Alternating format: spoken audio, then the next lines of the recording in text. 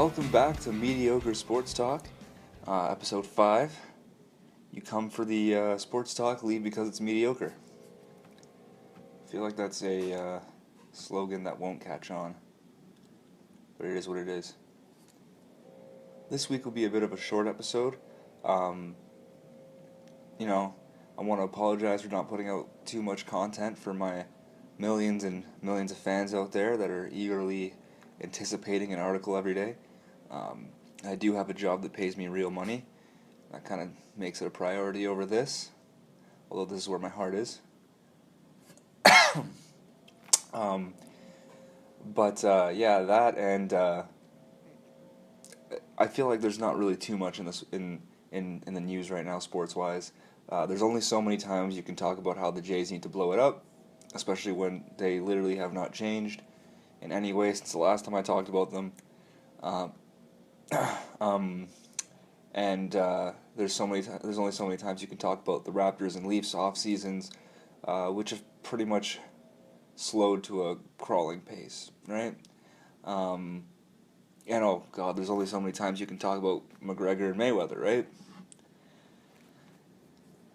I understand, you saw my article the other day where I kind of said at the beginning, a lot of people have been asking me about McGregor Mayweather, mainly because people know I'm a big MMA fan.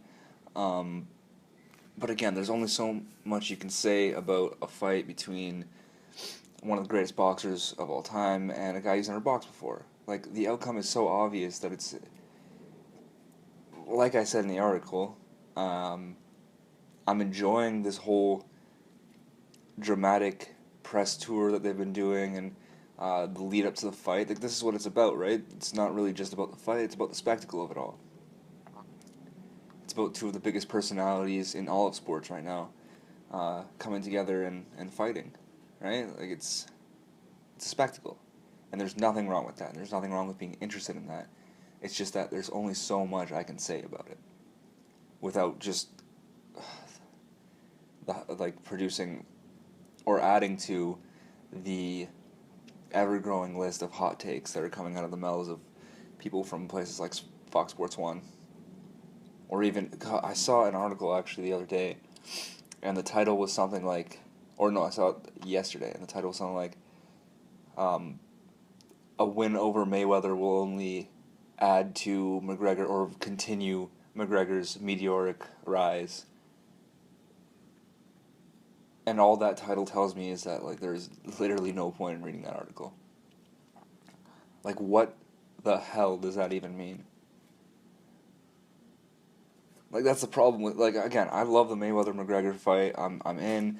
I said from, the beginning that I thought it was stupid because the outcome is obvious, but it's one of those things that you want to see, and that's fine. But this is the bad side about a fight like this, is what are we talking about? If McGregor wins, it's only going to continue his rise? Well, no shit. Like, in what way would it hinder him if he won the fight? Like, at the end of the day, he's not going to win the fight. And I don't need to explain to you why winning the fight would be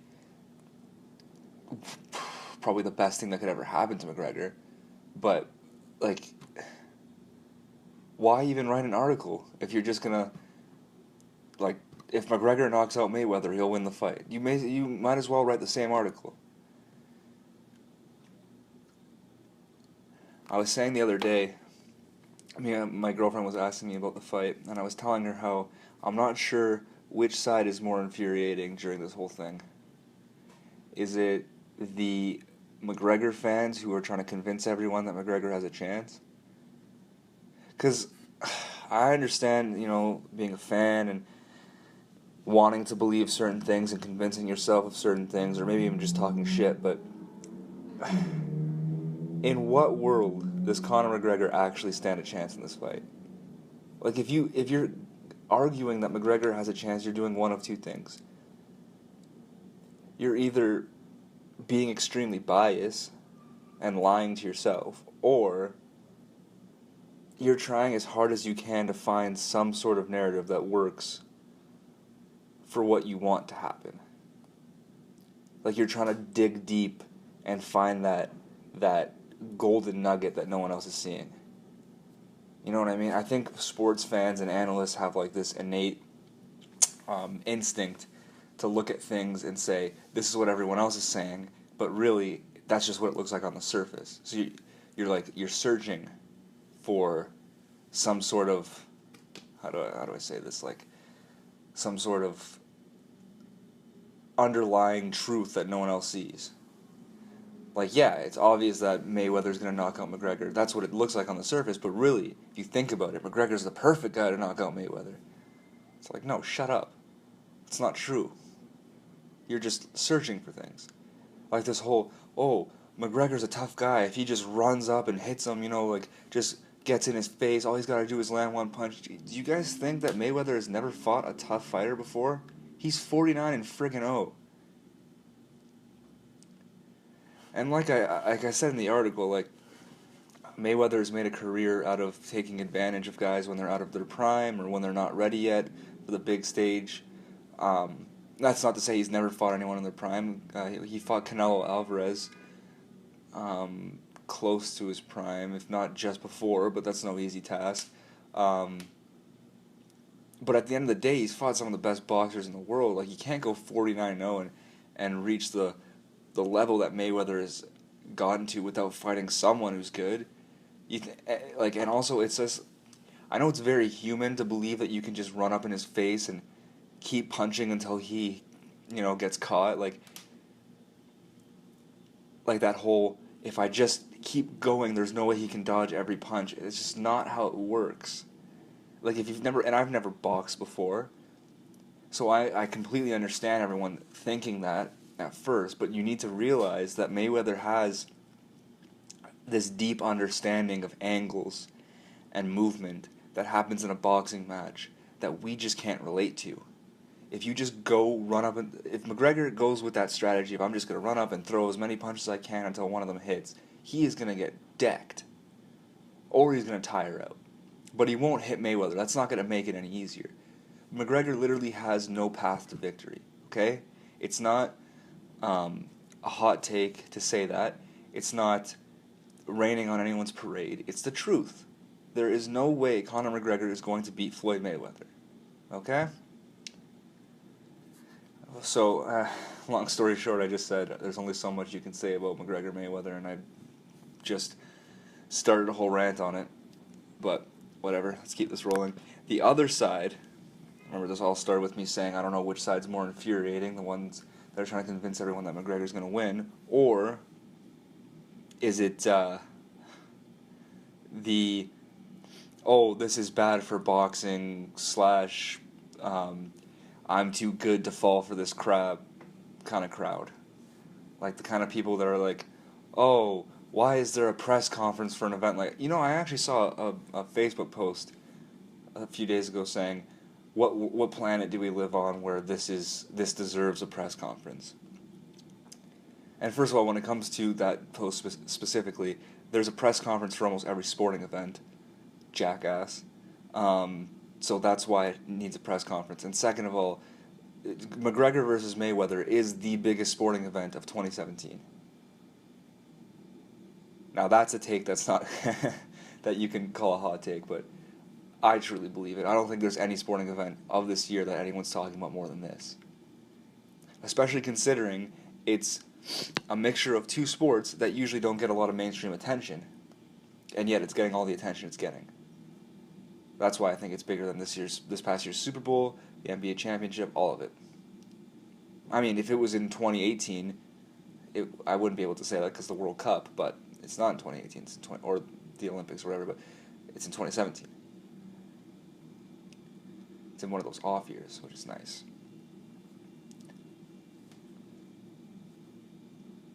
But you can't argue to me that, or this whole, it's bad for boxing. How is this bad for boxing?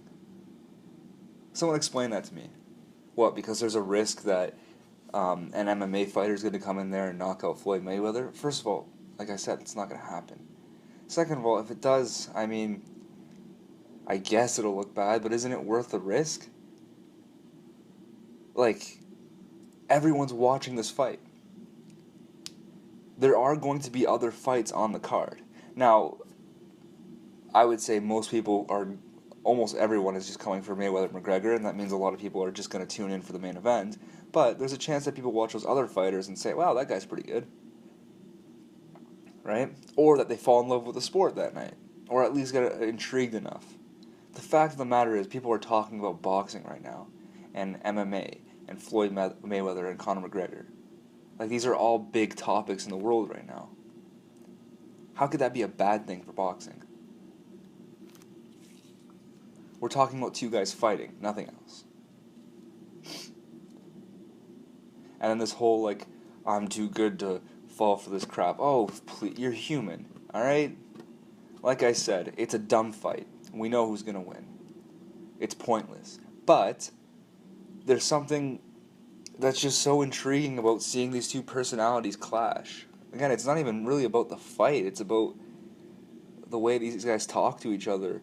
I love the press tour. I haven't been able to follow it too closely because I've been working, but some of the quotes are amazing. Not necessarily, like, McGregor has some of the best lines in all of combat sports history, but sometimes the lines are extremely entertaining just because they're both so, like, they say something so stupid. But at the end of the day, it's like a really bad reality show that you can't stop watching. You're not above anyone for saying you're too good for that crap. If you don't like it, don't watch it, but, like, I don't know. Anyway, both sides are very annoying. So that was my long-winded rant about something that I said I wouldn't talk about today. What I will talk about today does have to do with combat sports, though. I wanted to, like... I found myself getting very excited about the UFC's upcoming schedule this next 2 weeks with the conclusion of yesterday's free card that I would say no one watched. The UFC has 2 big fights coming up at the end of July. I said last month that while June wasn't a very good month for the UFC on paper and realistically performance-wise, July the UFC was going to come out strong because they had a really good lineup for July. And they usually do. They do this every year in July. They have International Fight Week on July 4th weekend, so they stack that card, and they keep it going for the rest of the summer. And then August, it starts to cool down a bit. This year in August, they have the McGregor-Mayweather fight, so that'll probably help a bit. But they took a bit of a hit for the July 4th weekend because they had a lot of injuries on that card. You know, the main event fell through with Amanda Nunes. The Donald Cerrone fight fell through. That card took a hit. But if you want to look at the positive side of things, it actually helped the future of this month. So this weekend we have UFC on Fox. And UFC on Fox, when they do those kinds of events, actually, they get me... These are the cards I get really excited about. Because these are primetime fights that go on at like 8 or 9 p.m. There's only 4 fights on the main card, which is nice because sometimes it feels like 5 fights is overkill, especially when there's a title fight or 2, and especially when it goes into like 1 o'clock in the morning or 2 o'clock in the morning. It's a bit tiresome. 4 fights it's just nice. It's nice when I can watch a night of fights and be done at like 10:30 p.m. and be able to do something else afterwards. Or if I have to work early the next morning, I can go to bed, right? So that's one of the reasons I look forward to Fox cards. The other reason is that from the beginning of this whole Fox series a few years ago, the UFC's done a really good job of basically creating a card that's like just barely not pay-per-view worthy. Like they'll grab 4 fights that could easily be on the main card of a pay-per-view, but the main event will be something that should be like a co-main event. So what I'm saying is, they put together a card that me as a hardcore MMA fan would probably cough up $60 to watch. But, like, I'd be on the fence a little bit, and most casual fans wouldn't, but they put it on for free. And they usually put really exciting fights too. Because the whole point of the Fox cards is that it's one of their 4 chances a year to put on a free fight during prime time for casual fans to watch on, like, you know, a network like Fox, which is much bigger than what they usually have. And you're able to get these people that usually wouldn't see your product see some great fights that like draw them in, right? That's why the first ever Fox card had one of the biggest fights of the year, and that was Cain Velasquez versus Junior Dos Santos, two of the youngest, most dominant heavyweight fighters of all time. One of them undefeated and the champion, the other being undefeated in the UFC. He had one loss on his record, but it was at the very beginning of his career. And you'll hear me say this a lot if you listen to me talk about MMA, but I believe that losses within a fighter's first 3 to 5 fights, years before they ever debuted in the UFC, are kind of like a wash. They don't really count, right? So these were two almost truly undefeated fighters fighting for a title, and it's the heavyweights too. And that's why they made that the first ever Fox fight. Now they screwed up because they had Benson Henderson and Clay Guida fight on the prelims, which ended up being a banger. But so that would have been nice to draw some people in. And then Velasquez Dos Santos was like just over a minute long, so it was kind of not the perfect scenario, but it wasn't the worst scenario either.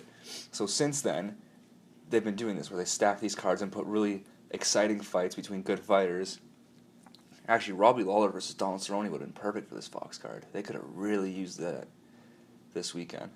That would have been the perfect fight to draw people in. So yeah, that's why I look forward to them. Now, this weekend's isn't as good as those, like what I'm used to. But I'm still going to watch it, obviously, but it's not as good as what I'm used to when it comes to Fox cards, right? So let's preview it a bit.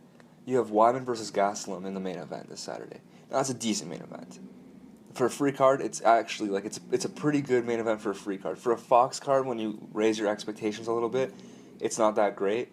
But considering you're getting it for free, a very good main event. You got Chris Weidman, former middleweight champion, the guy who dethroned Anderson Silva. For a good 2 or 3 year period, he was one of the best fighters on the planet. He beat Silva, then he defended his title against Lyoto Machida, Vitor Belfort. And now he's coming off 3 losses in a row. That's what kind of hurts this. He had his title loss to Luke Rockhold.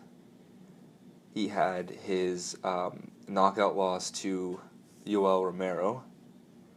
Both fights were kind of weird because Wyman was winning, but he wasn't winning the fight in like convincing fashion. He was winning in that it wasn't surprising when he got knocked out, because it seemed like only a matter of time before Rockhold and in the other fight Romero kind of broke through.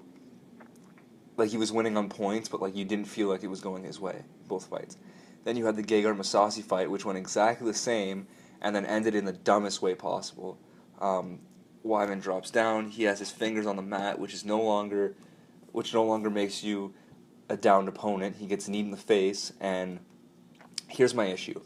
It wasn't an illegal knee, but once the ref stops the fight and says it is illegal and tells Wyman that he has 5 minutes to recover, that means it's an illegal knee now, because the ref said it. The ref has made his decision. You can't change your mind, right? You've made your decision. Because although the fight could have ended there after that knee, because he did look rocked, he could have been out of it, we don't know. Because Chris Weidman has come back from stuff like that before. So he goes down after the knee. They stop the fight. They give him 5 minutes to recover. The ref looks at the replay, which he's actually not even supposed to do because there are no replay reviews. He changes the decision and calls it a knockout, which is absolute horseshit, right? So I don't know how much I count that third loss for Weidman because it was horrible decision-making by the ref. At the same time, it did look like he might have been going out, so it's hard to tell, right? But he's still Chris Weidman. And then Calvin Gastelum. I mean, Gastelum's been kind of rising up the ranks since he won the Ultimate Fighter not too long ago, right? He went on a tear right after, bouncing between welterweight and middleweight. Seems like middleweight might be the place for him just because he keeps missing weight at welterweight. You know what I mean? Like, he never looked bad at welterweight, but I don't know. But yeah, he went on a tear after he won the Ultimate Fighter as a welterweight fighter. Then he lost to Tyron Woodley by split decision. It shouldn't have been a split decision. It was a clear win for Woodley. But he lost to the guy who ended up winning the welterweight title, so it's not a big deal. That's your first loss in the UFC. At the time, that made him 5-1, so whatever. He ends up beating Nate Marquardt. Loses. Marquardt was at middleweight, by the way, because he missed weight. Then he goes back to welterweight. Looks very gassed out. Loses to Neil Magny, who's a good fighter. Fights at catchweight against Johnny Hendricks and beats him. And then goes back to middleweight and beats Tim Kennedy and Vitor Belfort. Now, the Vitor Belfort win was overturned to a no contest because he tested positive for marijuana, which is the dumbest thing in the world, that people still get losses taken away for smoking weed. But we'll ignore that. He's realistically on a 3-fight win streak. One of the best middleweights in the world. He's had a weird career where he keeps missing weight. He's had 2 losses where he looked incredibly slow because of the weight cut. Both were at welterweight. Hasn't lost at middleweight yet in his career, not just the UFC. So it'll be interesting to see these 2 fight. Like I said, not a great main event, but considering it's free, I'll take it. Then in the co-main event, you have Dennis Bermudez versus Darren Elkins. And that's one of those fights that should be really exciting. Right? On paper, there should be a banger. And I think that's why they put it where they did. It's not a good co-main event, though. On a good pay-per-view, it's the curtain jerker, right? The 5th fight, the first fight of the main card. And on a good Fox card, it's the curtain jerker at 4 or 3. But it should not be a co-main event. Both fighters are good. Bermudez was on a huge win streak at one point of his career. Now he's kind of, I think he's lost 3 of his last 5, but he's still he's lost to good fighters, so he's still up there. Darren Elkins is on a 4-fight win streak. They're both exciting, so they'll put on a show. It's just, it doesn't feel like a true co-main event. Because the winner's going to be another 2 or 3 fights away from a title shot, especially at that weight class? I don't know. Then you have Patrick Cummins versus John Vellante, which is not great. This is not what I expect from a Fox card. This is a prelim fight on a Fox card or a pay-per-view. This is a main card fight on a free card that isn't a Fox card, right? This is, I don't know, 2 decent fighters who have never done anything significant realistically in the UFC other than Patrick Cummins fighting Daniel Cormier on short notice and getting absolutely pummeled. This is not a main card fight. And it has the potential to be boring as hell, too. Like I said, I expect more from a Fox card. If this was just a regular free card, I'd be ecstatic about Wyman, Gastelum, Bermudez, Elkins, this fight, whatever, and then the next fight, but it's whatever. Then the curtain jerker, you have Jimmy Rivera versus Thomas Almeida, and I really love that fight. I think it's a great curtain jerker because it's 2 exciting guys, but you have 2 fighters with a lot of promise, navigating their way through a division that's kind of hard to navigate through, right? This is the perfect fight for Fox because you draw people in because it's free, it's on in prime time, it's on Fox, all that, and you get 2 relatively young fighters. Almeida is young, he's 25, Rivera's 28, but he didn't burst onto the scene until recently. You look at their records and it's actually crazy. Almeida is 22-1. 22-1, and he's been in the UFC for 6 fights. To have a record that good while fighting in the UFC for as long as he has is, you don't see that very often. You see that with Khabib Nurmagomedov, sorry for butchering that, Thomas Almeida, and his opponent Jimmy Rivera. It's very rare.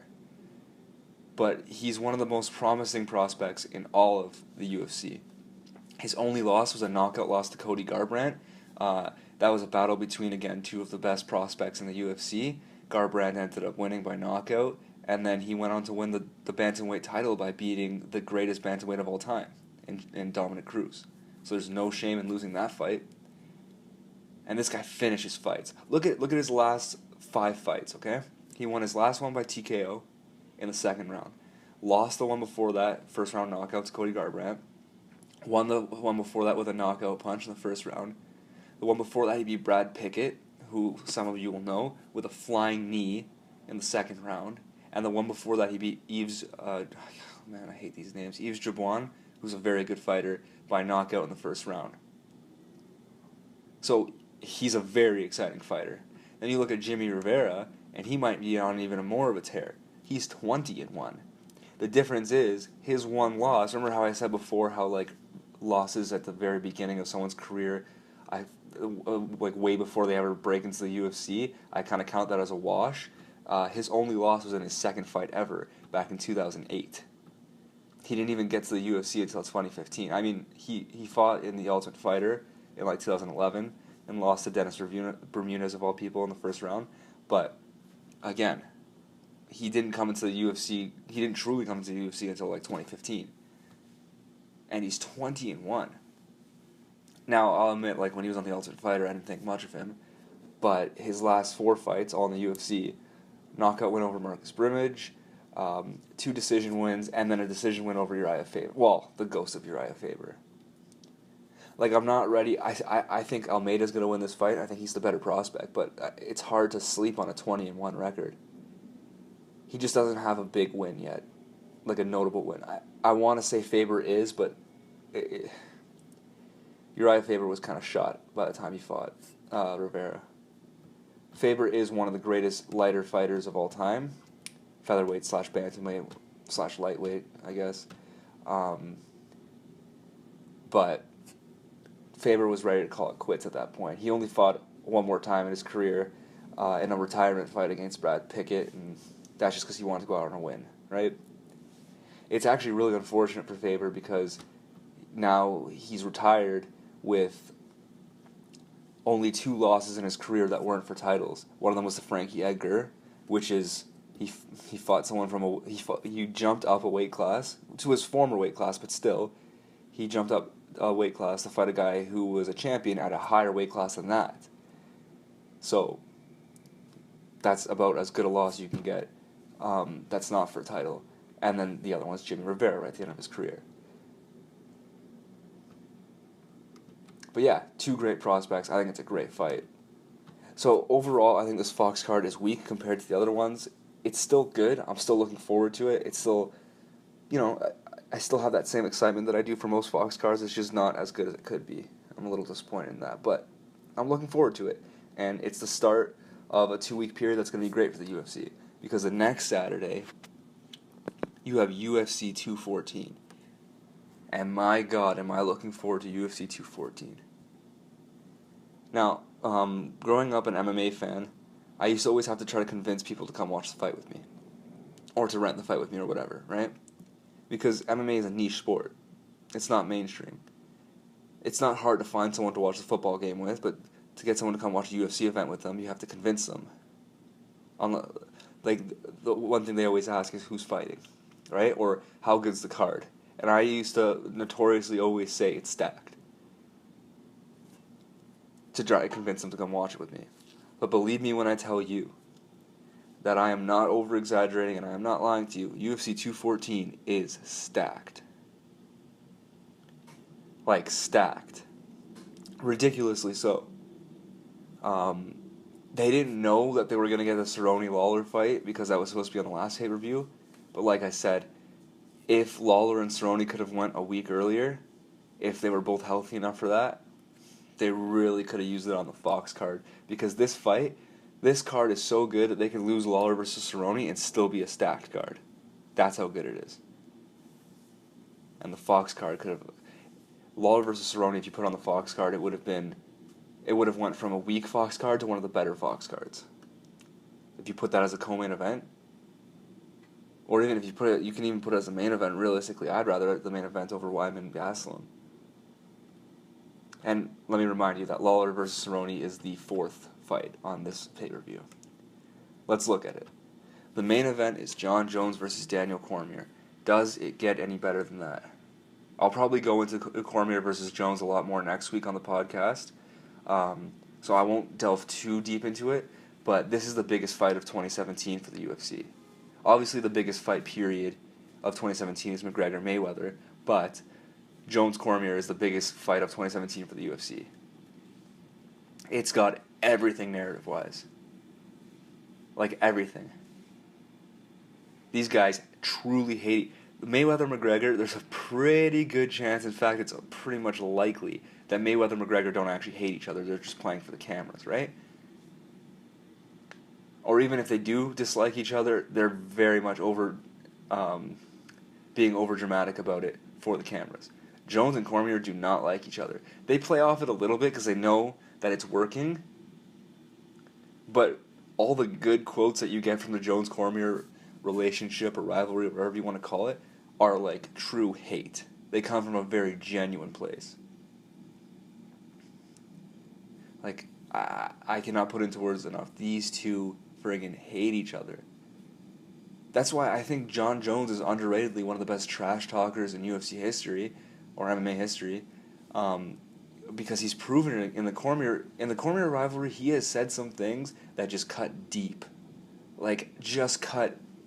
They're not like, Sonnen, where he does a little rhyme that he clearly like wrote out beforehand. That's clever as hell and makes you laugh, but it's scripted. It's not like McGregor, where I don't know, McGregor takes very, like, how do I say this? Like, he says things that are very easy to understand on the surface, but Jones says things, to Cormier especially. Cormier really brings out the good trash talker in Jones, but Jones says things that just cut so deep. Like, he is scary when he's on his game, trash talk-wise. Like, he says things to Cormier that, like, most men would cry when they hear it. Like I said, I'll go into all that more later. But at the end of the day, you have two of the best light heavyweights of all time in a rematch here. Like, it's not just that it's a great narrative. Like, that would be enough to sell a fight. But it's not just that. It's that you have two of the best fighters at that weight class. And the weight class kind of sucks right now, light heavyweight. But it used to be the premier weight class in MMA. Right, with Chuck Liddell, Tito Ortiz, Shogun Rua, all those guys. Rampage Jackson, and nowadays it's not that great, but John Jones, in my opinion, is the greatest fighter of all time. If he can just pull his head out of his ass, get his act together, and continue to fight consistently, like, I've never seen an athlete like this guy. Like, he doesn't just dominate all his fights, he doesn't just, like, especially early in his title reign, he was fighting really good fighters, like, legendary fighters.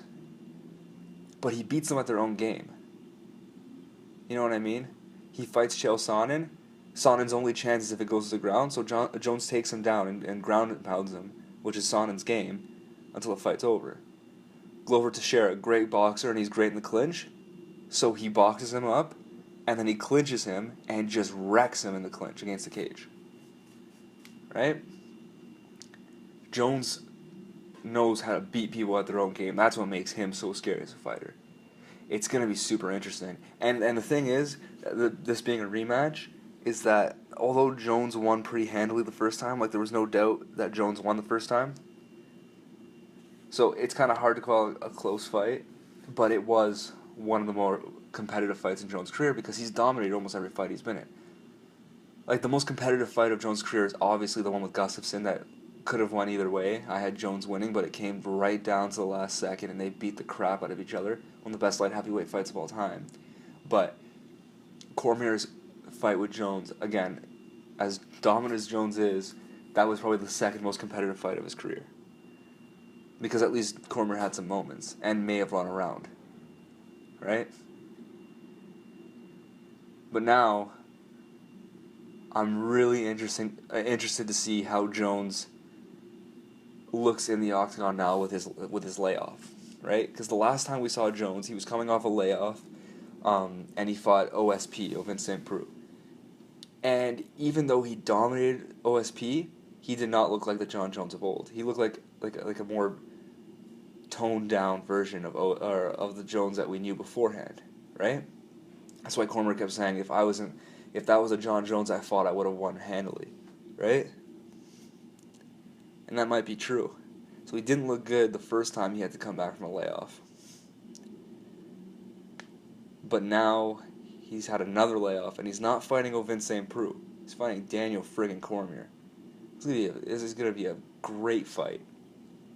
That's as hyped as I can get for a fight. And in the co-main event, you have Tyron Woodley versus Damian Maia. That's a title fight. That's for the welterweight title. So, not nearly as intriguing as the main event, but at the end of the day, I'm not going to complain about having the co-main event be another title fight.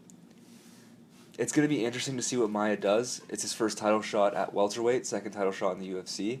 Um, he came close to fighting for the welterweight title once. He moved down, went on a big tear, including a win over John Fitch, who at the time was very hard to beat. And then he ran into Jake Shields, had this weird ground battle that we all kind of expected, that some people thought was incredibly boring and some people thought was incredibly exciting. And he ended up losing that by split decision, very close fight. And he got beat up by Rory McDonald, but who hasn't at welterweight. And since then he has won 1, 2, 3, 4, 5, 6, 7 fights in a row. He's won 7 fights in a row. Okay, and it's not just that he's on a 7-fight win streak, which is unheard of in the UFC, especially in today's day.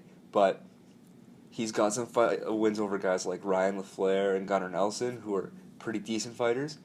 But then he's got wins over. He choked out Neil Magny, great fighter. He choked out Matt Brown, really good fighter who's hard to finish. And then he choked out Carlos Condit. That's the first time in Condit's career that he's ever been finished. And Maia just bulldozed him in less than 2 minutes. I cannot express to you how impressive it is to beat Carlos Condit. Carlos Condit's one of the greatest welterweights of all time.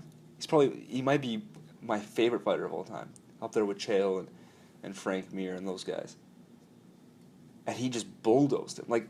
Condit had never been finished before. He's been in some of the closest bloodbath fights of all time, including that one with Lawler, and he finished him in less than 2 minutes, just choked him out. And then he followed that up by beating Jorge Masvidal, who was on a tear as well, and who was also one of the best welterweights in the world. So Maia has really earned his way into this title shot. It's going to be interesting to see what he does. The thing for me is that I have trouble buying into Maia beating Woodley for a few reasons. And here's the thing. People have doubted Maia's ability to do what I'm about to say I don't think he can do before, and he's proved them wrong.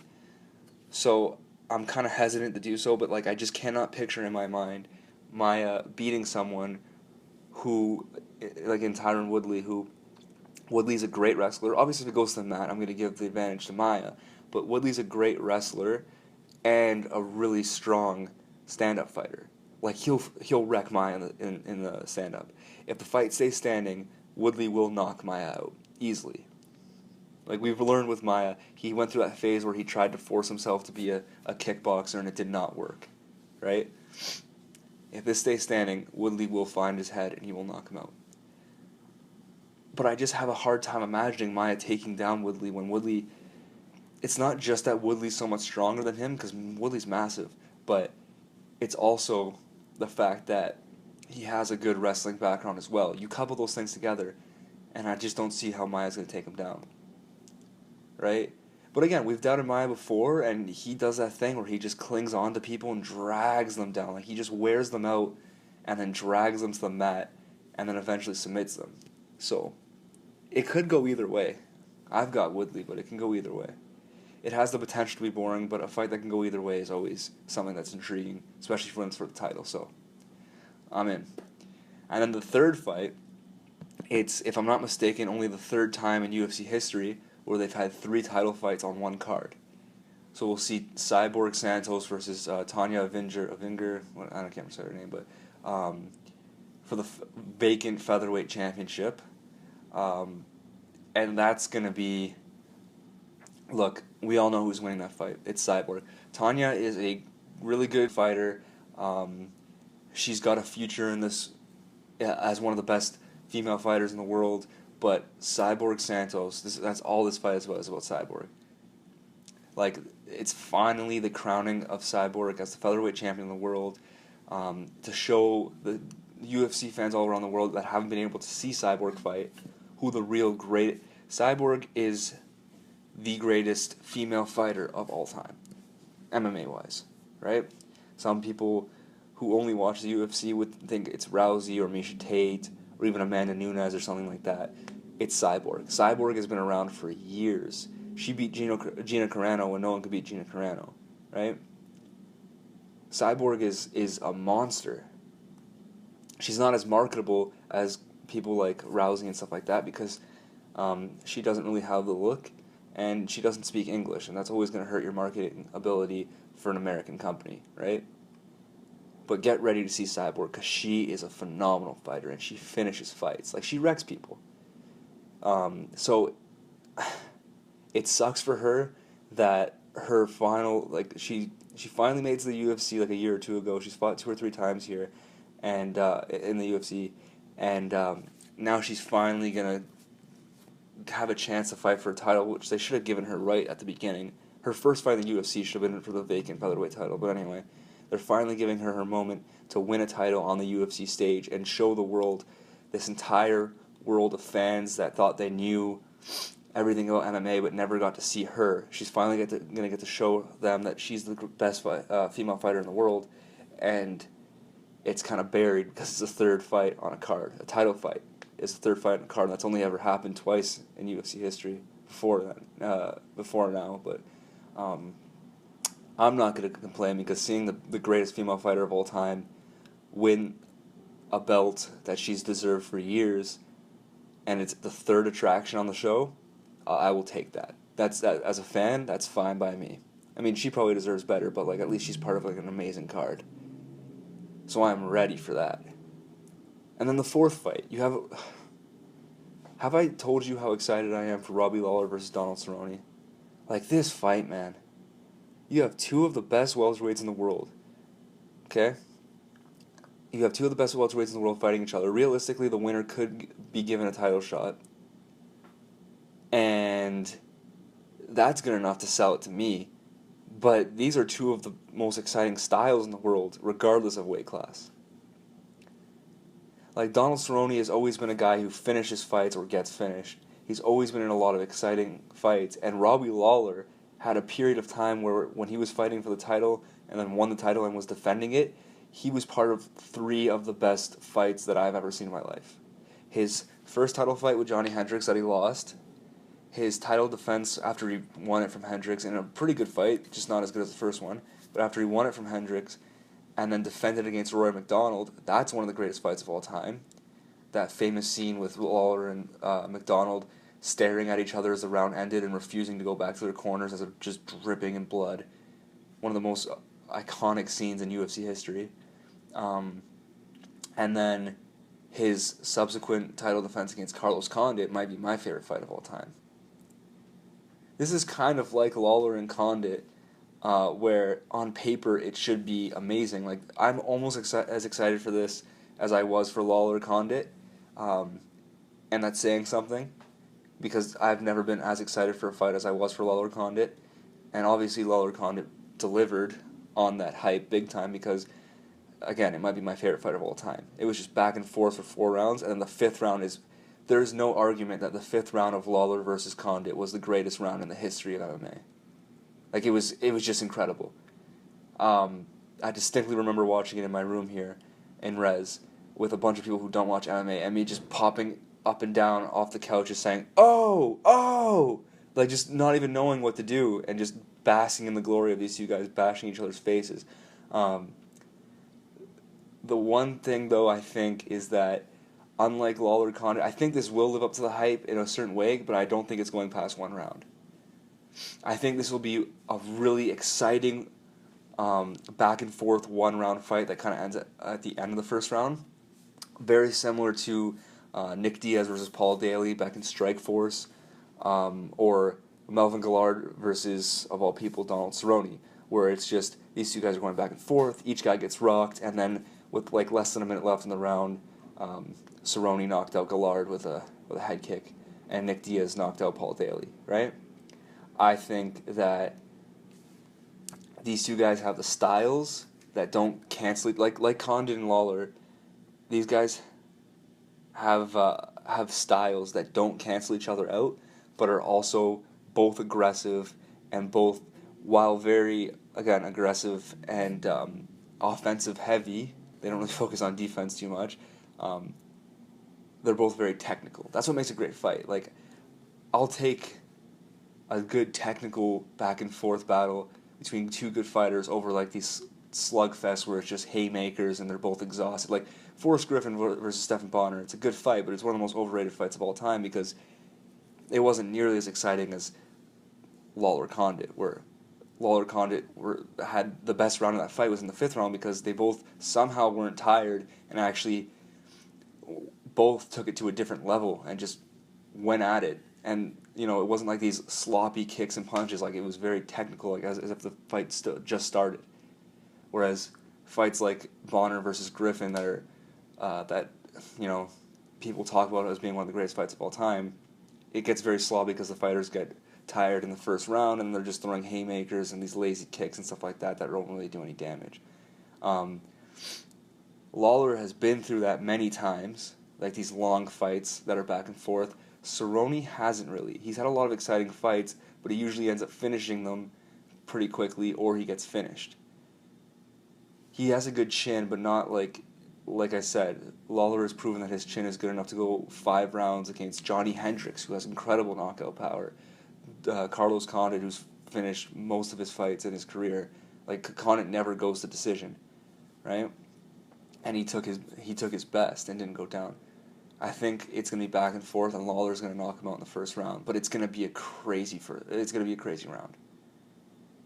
I still can't believe that's the 4th best fight in the card because that fight on paper is gonna be the best of 2017. Like, Jones versus Cormier is the biggest fight of 2017, but on paper, Cerrone versus Lawler is going to be the best fight of 2017. And then you go through the rest of the card. I mean, there's another fight in the main card, but there's 3 total fights past the top 4 that could be considered main card worthy. You know what I mean? Like, the rest of the card is you have Jimmy Manuwa versus Volkan. I'm not going to try to pronounce that last name, but that's a light heavyweight battle that realistically, especially if Manuwa wins, that can earn him a title shot at light heavyweight. Mainly because the light heavyweight division is weak, but those are 2 fighters that are on the ups right now. They're kind of like at prospect level, like between prospect and elite. They're trying to figure out where they are in the division.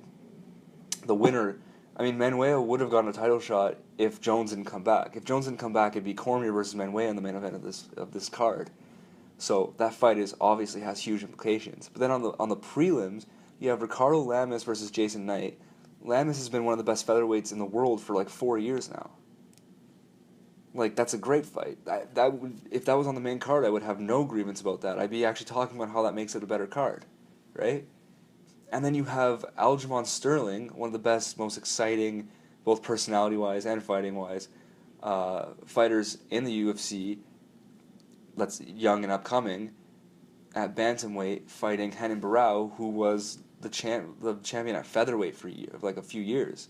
Remember the whole Renan Barão was a monster thing before TJ Dillashaw kind of like stole his soul. Like, Barão obviously isn't at the level that he used to be, even though he's still young. I truly believe that TJ Dillashaw like stole his soul in those 2 fights that they had. But, there's still value in a guy that was a champion and defended the belt multiple times, like 3 or 4 times, and was considered one of the top 5 pound for pound, like regardless of the division, one of the best fighters in the world, fighting a young up-and-coming prospect as the 2nd fight on the prelims. Like, the card is unreal.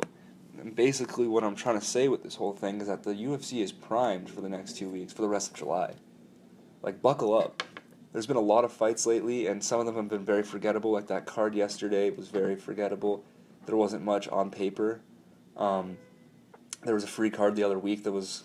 I can't even remember what happened. But these next 2 weeks are going to be great. This is the payoff.